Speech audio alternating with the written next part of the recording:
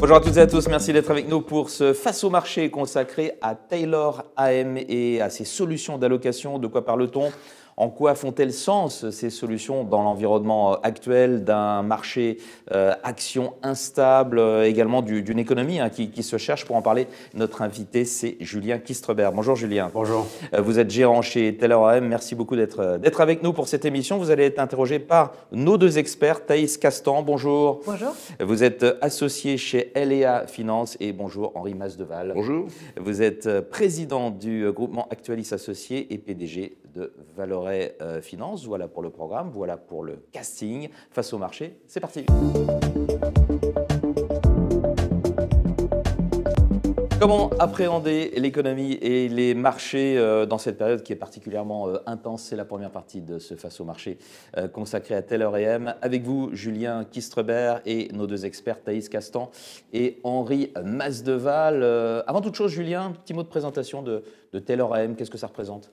Taylor AM, c'est une filiale du groupe DLPK, donc tout le monde connaît Norcia, donc on fait partie du même groupe. Donc c'est une société de gestion qui gère un peu plus d'1 milliard d'euros aujourd'hui, avec de la gestion collective, des solutions actions, donc plutôt européennes aujourd'hui, donc large cap et small cap, des fonds dédiés aussi pour certains cabinets, et puis tout ce qu'on appelle, et puis bien sûr l'obligataire, pardon, et puis évidemment tout ce qui est investment solution. Donc là, on regroupe à l'intérieur tout ce qui va être la gestion sous mandat, les fonds d'allocation, etc. Et puis à l'intérieur aussi la gestion pilotée que l'on peut faire à travers différents contrats d'assurance. Voilà qui est dit. C'est Thaïs qui vous pose la première question, Julien. Oui, alors en question de préambule, on constate que les marchés sont de plus en plus imprévisibles, sont de plus en plus volatiles dernièrement. Comment vous appréhendez ces changements dans votre analyse, dans vos investissements en somme? Tout simplement, je dirais qu'aujourd'hui, on est sur un marché un peu particulier, parce que c'est vrai qu'on a l'habitude de se baser sur les chiffres économiques, et puis aujourd'hui, c'est le politique qui est sur le devant de la scène. Donc c'est vrai que maintenant, on est un peu accroché aux différents communiqués que peut faire Donald Trump, notamment, puisque c'est post sur X. C'est ça, donc c'est lui aujourd'hui qui drive un peu le marché avec ses annonces plus ou moins, on va dire, agressives envers les différents autres pays. Et donc aujourd'hui, on a plutôt une approche, je dirais, qui est assez barbell, c'est-à-dire qu'on a, au vu des incertitudes, on prend un directionnel un peu moins fort dans ce contexte, puisqu'on le sait, c'est vrai qu'on avait pris un peu ce biais en début d'année, un peu plus européen, parce qu'on misait effectivement sur ces élections allemandes. Ça a été encore Vous l'aviez anticipé, justement, le rattrapage assez spectaculaire des bourses européennes par rapport en tout cas, en partie, ouais. Puisque pour vous donner une idée, sur 2024, on était 2 tiers US, 1 tiers Europe sur l'allocation. Et à partir du mois de décembre, on a basculé dans le sens inverse. Donc on était 2 tiers Europe, 1 tiers États-Unis, avec plutôt une sous-pondération sur tout ce qui est technologie. Donc on avait fait ça. Alors on n'a pas été assez loin, il aurait fallu mettre plus d'Europe encore. C'est ce qu'on se dit toujours après. Exactement. Mais bon, en tout cas, on n'avait pas complètement raté le sujet. Avec, on les connaît, les catalyseurs sur le marché européen qui sont apparus. Donc les élections avec le plan de relance. L'Ukraine, alors on ne s'attendait pas forcément, évidemment, à ce que le fait que les États-Unis lâchent, entre guillemets, l'Europe. Mais on s'attendait en tout cas à des avancées de ce côté-là. Et puis surtout, éventuellement, l'arrêt de la guerre en Ukraine, qui est le dernier catalyseur qui reste, avec peut-être du gaz moins cher. Henri, votre question. Julien, vous avez déjà répondu à ma première question.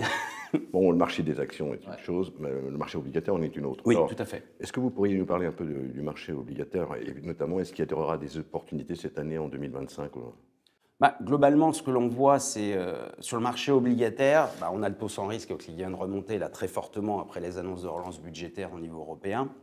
Donc ça, c'est la bonne nouvelle. L'Europe fait en fait de la relance keynésienne, ce qui nous manquait, et notamment l'Allemagne où il y a son faible endettement. Donc c'est vrai qu'il y a un mouvement assez spectaculaire sur le Bund. Je dirais que oui, il y aura des opportunités parce que les taux sans risque restent relativement élevés aujourd'hui. On peut avoir en cas de guerre commerciale des tensions sur les spreads de crédit. Donc sur la partie corporate, évidemment, ça peut avoir du sens. Globalement, on est plutôt sur des durations relativement courtes sur la partie corporate, donc autour de 3 ans. On a une patte plus longue sur la partie US au vu du ralentissement économique provoqué par les annonces de Donald Trump. Voilà, donc là-dessus, je dirais que le vrai point à surveiller, c'est cette guerre commerciale. On sait que l'économie américaine va rentrer dans une période difficile, en tout cas sur le premier trimestre. Ah oui. Parce que toutes ces annonces de Trump, avoir des ça répercussions. heurte en premier lieu l'économie américaine. Ça se Tout à retourne fait. contre lui. Si on regarde les indicateurs avancés comme la Fed d'Atlanta, on a des chiffres qui sont assez dramatiques en termes de ralentissement. Et c'est possible qu'une inflation réapparaisse avec les mesures que prend Trump aujourd'hui. Tout à fait, oui. L'inflation et surtout la posture de la Fed, on savait qu'elle n'était pas forcément encline à aller très vite sur les baisses de taux. Le vrai sujet, c'est plutôt la BCE, parce que là, tout le monde s'attendait à beaucoup de baisses. C'est moins certain aujourd'hui. Thaïs, votre question. On entend beaucoup dire en ce moment il faut être réactif sur les marchés, même proactif. Qu'est-ce que ça veut dire exactement? Alors déjà, être Selon réactif, oui, il y a deux niveaux. Je dirais que de toute façon, si vous faites une bonne allocation, normalement, elle doit être un petit peu tout terrain dans cet environnement incertain. Pas du tout question de faire un all-in sur une thématique ou du directionnel parce qu'on voit que ça change beaucoup trop vite. Donc vous vous dites pas les valeurs de défense, là, il faut y aller à fond, là. On en a eu, Ouais. notamment dans une gamme action, on avait un peu toute la panoplie, puisqu'on avait Rheinmetall, on Ouais. avait Ah, Leonardo, ouais, pas mal. on avait Indra Sistema en Espagne, donc on en avait quelques-unes. Du coup, ça fait que le fonds a plutôt une performance assez sympathique depuis le début de l'année. Donc on avait joué cette thématique, effectivement. Sur les mandats, on en avait aussi, j'ai plutôt réduit. Notamment, on avait du Thales qui a plutôt bien performé. Voilà, donc oui, il y a des choses à faire, mais il faut garder, je dirais, c'est toujours la même chose. Une allocation dans un environnement comme ça, elle doit être tout terrain. Je vous donne un exemple. L'année dernière, quand on était assez positif sur le marché, sur les fonds, le fonds Taylor Allocation Défensive, on est monté jusqu'à pratiquement 40% d'actions, qui est le maximum du prospectus. Aujourd'hui, on est à 17%. Donc on est revenu quasiment au bench, neutralité. Donc on n'hésite pas à faire des grands mouvements. Mais là, en ce moment, effectivement, c'est de la politique. Et on ne va pas se mentir, personne n'est capable de prédire ce qui va sortir exactement. Donc diversification et essayer de décorréler au maximum les actifs. Je voudrais revenir un peu sur les marchés, notamment, on voit qu'il y a un rattrapage en Europe, Oui. et les valorisations reviennent à des prix attrayants, mais il y a encore un peu d'espoir pour que ça monte un peu. Mais sur les petites et moyennes capis, il y a peut-être un Ce qu'on intérêt. peut croire cette année. Ouais. Oui. Malheureusement, sur les small caps, d'une manière générale, parce qu'il y a toujours des stratégies plus ou moins performantes, on est bien d'accord, quand vous avez des taux longs qui montent, en général, c'est assez difficile pour cette classe d'actifs. Sauf ce que les gens ont envie de jouer aujourd'hui, beaucoup, c'est plutôt les small caps allemandes, avec ce plan de relance en ayant un biais plus domestique. Bien. Fin de cette première partie. À suivre, on va justement voir en quoi consiste l'offre de Taylor AM en fonds d'allocation en gestion sous mandat. Restez avec nous. Fonds d'allocation et gestion sous mandat, quelle est l'offre de Taylor AM dans ce domaine? À qui s'adresse-t-elle aussi? C'est la deuxième partie de ce Face au marché consacré à Taylor AM avec Julien Kistreber qui est avec nous. Et nos deux experts, Thaïs Castan et Henri Masdeval. Henri qui vous pose la première question de cette deuxième partie. Alors Julien, vous gérez beaucoup de choses chez Taylor, mais il y a deux fonds que vous avez mis en avant, c'est des fonds d'allocation. Oui. Alors, vous pourrez nous en parler. Et la deuxième question, et j'espère avoir une bonne réponse, c'est dans la construction de votre portefeuille aujourd'hui. Quelle exigence? C'est une très bonne question. Donc, on parle en l'occurrence de Taylor Allocation Défensive et Taylor Allocation Réactive. Donc, le fonds prudent, le fonds équilibré. Alors, l'approche, elle est assez flexibilité, mais vraie flexibilité, parce que parfois le terme est un peu galvaudé. Comme j'ai pu le dire auparavant, sur le défensif, on est passé de 40% à 17% sur l'exposition action. Sur la sensibilité taux aussi, on a eu des grands mouvements l'année dernière, puisqu'on est passé plusieurs fois entre une sensible de 2 à une sensible de plus de 4. Donc il y a une vraie flexibilité sur ces sujets-là. Je dirais que le point clé pour nous sur ces fonds-là, c'est la volatilité. On s'attache beaucoup, en tout cas, à avoir une maîtrise la plus importante possible. Pour donner une idée, TAD, c'est Taylor Allocation Défensive, Oui. c'est 4% de volatilité et c'est 7% de performance sur un an. Donc c'est vraiment un sujet qui est assez clé pour nous. Et sur le fonds équilibré, on est autour de 8-9% de volatilité aussi. Donc dans les deux cas, on a une volatilité qui est vraiment au cœur de notre réflexion et de la diversification. La décorrélation, c'était assez compliqué pendant quelques temps, puisqu'on avait une corrélation positive entre les obligations et les actions. Donc ça crée évidemment pour les allocataires d'actifs un peu de difficulté. C'est vrai qu'aujourd'hui, on revient dans un environnement qui est un peu plus intéressant pour nous, puisqu'on a et du portage avec le coupon, et cette corrélation négative qui revient très progressivement, mais en tout cas qui apporte de la décorrélation dans les portefeuilles. Je voudrais revenir sur la volatilité parce que c'est indispensable dans la gestion et notamment dans les marchés relativement compliqués que nous traversons aujourd'hui. La volatilité, comment vous la gérez? Parce que quand vous faites une volatilité de 4 avec un objectif ou une performance de 7, qu'est-ce que vous faites? Je pense que ce qui a permis de bien gérer cette volatilité, et qui est vrai historiquement sur le fond, c'est cette flexibilité. C'est-à-dire qu'il y a des moments où les marchés actions, comme en ce moment, sont extrêmement volatiles. Donc on raisonne un peu en budget de risque. On se dit, voilà, les niveaux de volatilité aujourd'hui sont extrêmement élevés. Dans cette logique, on va réduire plutôt notre poche action et aller un peu plus sur les obligations, même si relativement courte, parce que si vous allez trop loin, évidemment, vous retrouvez cette volatilité qui est extrêmement forte. Donc c'est plutôt une logique de budget de risque, de réfléchir chacune des lignes en portefeuille, qu'est-ce qu'elle apporte en termes de risque, et évidemment de performance dans l'absolu. Et voilà, c'est le panachage en tout cas entre ces différents éléments qui nous permet de construire le portefeuille. On a pas mal parlé, oui, effectivement, de classes d'actifs, marché obligataire, marché action, mais qu'en est-il des secteurs? Qu'est-ce que vous privilégiez aujourd'hui? Alors, sur le sectoriel, aujourd'hui, de notre point de vue, on est plutôt sur la prime de risque value, c'est-à-dire que moi je raisonne beaucoup en prime de risque, plus qu'en sectoriel en tant que soi, même s'il y a des sujets politiques qui vont influencer dans un sens ou un autre. C'est vrai que je raisonne beaucoup personnellement en prime de risque, value, croissance, taille, etc.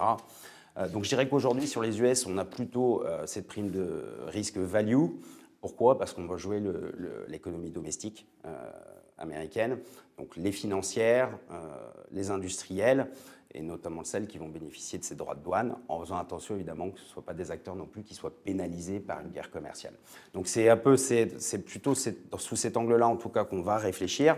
Mais je peux vous donner un exemple. On a aussi sur cette logique de duration, on a commencé à rentrer des foncières cotées aussi en portefeuille. Oui, parce qu'on considère que la décote sur l'ANR est assez significative aujourd'hui, que les groupes globalement restructurés. Foncière européenne. Oui, tout à fait. Et donc aujourd'hui, on commence à revenir progressivement, toujours dans cette logique de monter progressivement la duration du portefeuille, puisque même si on a ces plans de relance, on sait la croissance européenne, elle va rester relativement faible pour des questions structurelles. Alors, on ne sera pas à zéro, a priori, avec tous ces plans de relance, mais ça va rester relativement bas. Oui. Vous avez certainement, dans le cadre de vos gestions, des gestions où vous allez chercher des expertises ailleurs. Oui. Je parle, par exemple, de fonds éventuellement, des secteurs géographiques potentiels que vous pouvez intégrer, voire des ETF aujourd'hui. Oui. Comment vous gérez tout ça? Aujourd'hui, chez nous, donc, on travaille vraiment en architecture ouverte. Ce n'est pas un vain mot, encore une fois, c'est une réalité. Je dirais que sur les portefeuilles, les poids des fonds maison sont au maximum de 20-30%. Voilà, on peut même descendre à zéro en fonction des moments. Donc c'est une vraie architecture ouverte. Ce qu'on va chercher, c'est assez basique, ce qu'on connaît moins, donc les marchés asiatiques, les marchés je dirais, américains aussi sur certaines stratégies. Et ça, c'est par le biais d'ETF? Ça peut être des ETF, ça peut être des fonds. On fait les deux. Nous, on n'a pas de religion là-dessus, pour être franc. Je vous donne des exemples. On est depuis quelques mois, par rapport à ce que je vous dis avant, on est plutôt sur des ETF S&P 500 Equal Weight. Parce que du coup, la tech fait plus que 11% de l'indice, c'est plutôt des financières, des industriels. Donc là, ça rejoint un peu. Donc il y a deux objectifs, il y a la VFM, mais il y a aussi la réactivité. L'avantage de l'ETF, c'est que vous pouvez le trader à tout moment dans la journée.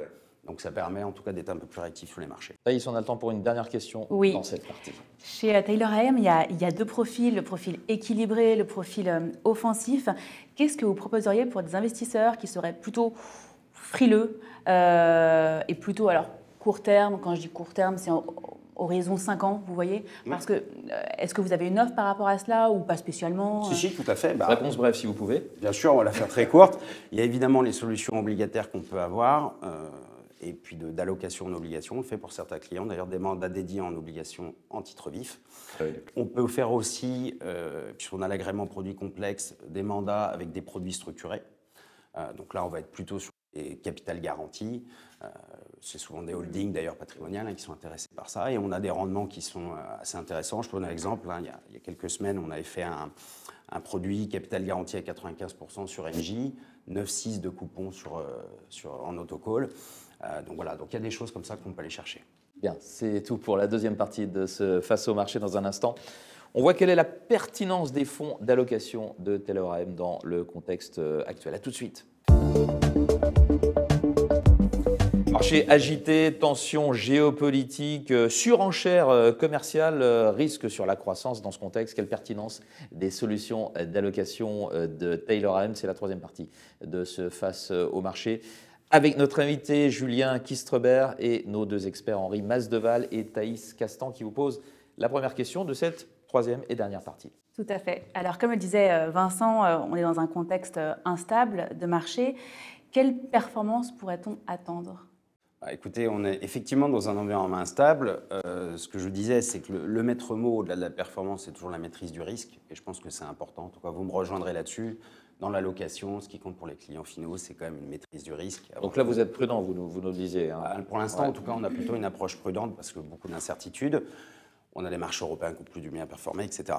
Je dirais que sur un fonds défensif, l'objectif, c'est plutôt du 5-6. Et évidemment, sur l'équilibré du 8-9, c'est possible aujourd'hui parce que, pour faire très court, les gens ont souvent été déçus par ce type de fonds en 2022, pas à cause de la stratégie, mais souvent parce que ces fonds... Tout était négatif en 2022, de toute façon. Voilà. Et puis ils ont manqué de flexibilité pour beaucoup sur la partie obligataire. Et comme les actions et les obligations ont baissé en même temps, on s'est dit finalement ça ne sert à rien ce genre de fonds. Aujourd'hui, en tout cas, l'image est différente, puisqu'aujourd'hui, on a des taux qui sont plutôt hauts. Et donc aujourd'hui, les obligations, on retrouve ce côté portage, ce coupon qui tombe régulièrement. Et donc sur les fonds flexibles, évidemment, cette flexibilité sur la duration et aussi sur la poche action sera à même d'amener de la performance. Dans le cas aujourd'hui de recevoir un client qui vient vous voir et qui vous dit voilà, j'ai des liquidités à placer pendant une période minimum de 5 ans, comme on disait tout à l'heure. Aujourd'hui, qu'est-ce que vous lui conseillez aujourd'hui? On n'a pas tant que ça de monétaire aujourd'hui, pour être franc. On en a un peu, mais ce n'est pas l'essentiel. On a plutôt, ce que je vous disais, accompagné la hausse des taux. Alors là, récemment, c'était côté américain. Et là, on va remonter côté européen, vu la hausse des taux sans risque. Donc, pas tellement de monétaire. On peut faire des allocations hybrides avec des produits structurés, comme on disait, avec du capital garanti, où il y a des choses intéressantes à faire. On a parlé d'autocall sur NJ. Le problème, si on veut faire par exemple sur le CMS 10 ans, là la duration est un peu plus longue, donc là c'est un peu plus compliqué, parce qu'on part plutôt sur du 10-12 ans, même si les rendements sont intéressants. Et puis on met toujours un peu d'action, donc je dirais 10 à 20% maximum pour quelqu'un qui est très prudent. Mais je dirais qu'aujourd'hui, le profil type, c'est quand même le profil équilibré, parce que c'est celui qui offre le plus de souplesse et qui permet d'aller chercher le plus de performance là où il y en a. Et on est plutôt aussi sur du high yield, pas trop long mais en duration, mais on est aussi sur du high yield, parce que même si aujourd'hui les spreads sont relativement bas, on a quand même un rendement qui reste sympathique pour quelqu'un qui a quand même 5 ans, ça reste une durée d'investissement raisonnable. Thaïs, c'est une question pour vous. L'appréhension qu'on a tous, c'est et si ça se retourne? Si ça se retourne, qu'est-ce qu'on fait? Mais qu'est-ce que vous dites d'ailleurs? Qu'est-ce que vous anticipez? Vous vous dites que les marchés sont un petit peu hauts là et qu'ils pourraient avoir besoin de souffler dans les mois qui viennent? Sur l'Europe, ça ne serait pas étonnant? Sur l'Europe, je pense qu'on peut avoir une petite digestion. Et puis je vous dis, ça tient beaucoup à l'actualité à court terme. Ça a commencé sur les techno américaines, ça on l'a tous vu, bien exactement. sûr. Ouais. Mais les techno américaines, il y a certaines valeurs où on commence à se dire c'est peut-être pas idiot de regarder. Je vous donne un exemple de titre vif. Microsoft, sur un an, ça en baisse. C'est pas forcément intuitif, parce que tout le monde a en tête que les valeurs technologiques ont énormément performé. Et ce n'est pas le cas pour tous les modèles. Donc aujourd'hui, le marché, il y a toujours des opportunités dans l'absolu. Après, il y a des phénomènes de corrélation mondiale qui font que c'est assez compliqué. Mais là, c'est des sujets classe d'actifs. Logiquement, vous devez pouvoir vous en sortir. Voilà, mais je dirais que le maître mot, c'est la construction de départ, la maîtrise du risque. Si vous faites une allocation suffisamment robuste, normalement, vous bougez votre portefeuille. Oui, ça c'est vrai, mais au moins, il faut utiliser des couvertures. Oui. Est-ce que vous le faites chez vous? Vous faites des couvertures sur les taux, vous faites une couverture sur les actions, c'est pas sur des indices, comment vous... On a la possibilité de le faire pour être dans les tensions de marché qu'on peut connaître, comme disait tout à l'heure Thaïs. Alors personnellement, je préfère désensibiliser le portefeuille. Je suis plus sur l'investissement direct, mais on a la possibilité de le faire. Par exemple, sur telle allocation défensive, on peut aller jusqu'à moins 20% d'exposition sur les actions. Donc c'est possible. C'est pas, je vais être franc avec vous, c'est pas forcément ce que je ferais le plus naturellement, parce que les actions sur le long terme, ça monte, donc il ne faut pas forcément être contre le marché. Mais en tout cas, on a cette flexibilité pour le faire. Et comme je vous disais, on n'hésitera pas en tout cas à faire les mouvements nécessaires. On a le temps pour une toute dernière question, Thaïs. Au sein du cabinet, on se retrouve parfois en face de clients qui sont néophytes des marchés. Et j'aurais aimé avoir votre avis pour savoir comment est-ce que vous qualifieriez aujourd'hui la tendance de marché de manière simple. Le marché. Est-ce que c'est un marché dans lequel il faut entrer? Mais si on attend les points d'entrée, c'est toujours compliqué parce qu'on les rate toujours. Donc l'investissement progressif, c'est du bon sens que je vous dis. Pas aller que sur des idées d'investissement momentum. Quand en fin d'année, j'entendais les gens, il faut mettre 100% sur les US, l'Europe, bah, ça, c'est pas de l'allocation d'actifs, c'est un pari, c'est autre chose. C'est des convictions, mais pour moi, l'allocataire doit avoir des convictions, mais raisonnées. C'est-à-dire que personne ne maîtrise tous les événements exogènes qui peuvent arriver à chaque instant. Et donc, encore une fois, je reviens à ce que je vous ai dit avant, hein. La performance, oui, la gestion du risque en priorité. On parle souvent de résilience aussi. Tout à fait, oui, c'est une des choses qu'il faut avoir en tête. Ça ne veut pas dire qu'on ne va pas hésiter à faire du momentum, des valeurs un peu fortement valorisées par moment, mais on va attacher en tout cas d'aller chercher des fonds qui ont une maîtrise de la volatilité de ce point de vue-là. Eh bien, ce sera la conclusion de ce Face au marché. Merci beaucoup, Julien Kustraber, d'avoir été avec nous, gérant chez Taylor AM. On remercie aussi nos deux experts, Henri Masdeval et Thaïs Castan, respectivement Valoré Finance et LEA Finance. Merci à toutes et à tous de nous avoir suivis. À bientôt pour une nouvelle émission.